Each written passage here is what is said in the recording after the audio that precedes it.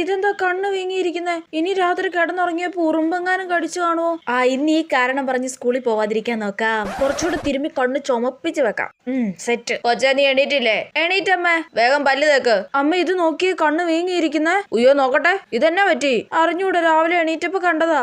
ഇത് വല്ല ഉറുമ്പെങ്ങാനും കടിച്ചായിരിക്കും. അല്ല, കണ്ണ് ചുമന്നിരിക്കുക. എനിക്ക് കണ്ണിനസുഖം ഉണ്ട് അമ്മേ. കൊച്ചെ അവിടുന്ന് വേഗം ഒരുങ്ങി സ്കൂളിൽ പോകാൻ നോക്ക്. അല്ല അമ്മ, എന്നെ സ്കൂളിൽ പോയത് എല്ലാവർക്കും ഇത് പകരും. ആഹാ, എല്ലാരോടും എന്തൊരു സ്നേഹം. ഇപ്പൊ സ്കൂൾ ബസ് വരും, വേഗം ഒരുങ്ങി പൊക്കണം പറഞ്ഞേക്കാം. ഇല്ല ഞാൻ പോവില്ല. എന്ത് കഷ്ടമാന്ന് നോക്കണേ. എടി സ്കൂളിൽ പോവരുങ്ങടി. ഇല്ല ഞാൻ പോവില്ല.